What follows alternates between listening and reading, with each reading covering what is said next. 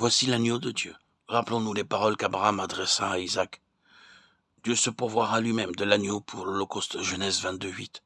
L'agneau de Dieu. Il est l'agneau de Dieu avant d'être le nôtre. Il appartient à Dieu avant d'appartenir à qui que ce soit. Dieu avait besoin d'un agneau, car dans la personne de son Fils, pour cette vocation grandiose, cette mission, ou ce sacerdoce confié à l'agneau, l'objectif principal consistant à faire valoir les droits de Dieu était atteint.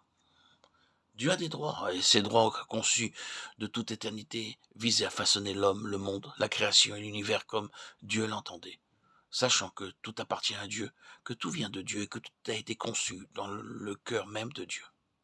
Le Seigneur avait donné un certain cachet à sa création, en lui instillant certaines pensées, certains idéaux, certaines normes et certains objectifs.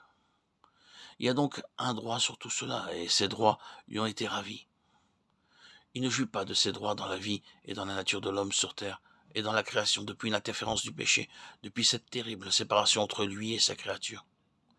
Le tout premier objectif de l'œuvre accomplie par l'agneau de Dieu, par l'agneau qui appartient à Dieu, est de recouvrer, de rétablir les droits de Dieu. Dieu a droit à une soumission absolue et inconditionnelle. Ce droit lui a été ravi, et nous savons combien ce manque de soumission à Dieu fait partie intégrante de notre être. Nous le savons que trop bien, c'est le fléau de notre cœur. Quelles ne sont pas les difficultés, les luttes, les angoisses que nous connaissons pour arriver à nous soumettre totalement à Dieu?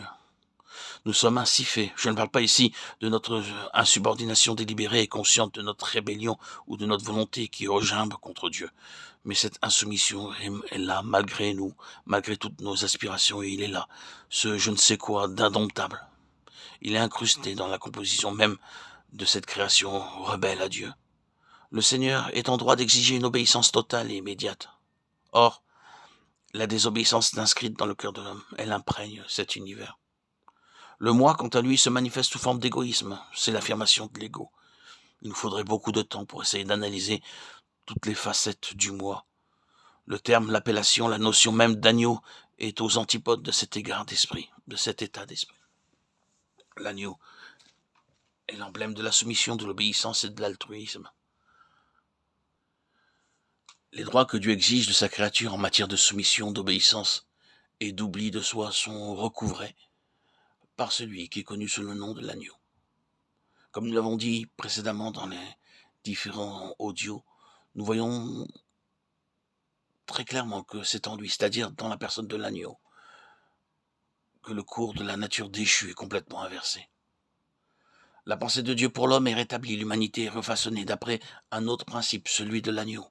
La créature est transformée. Donner notre vie est étranger à notre nature.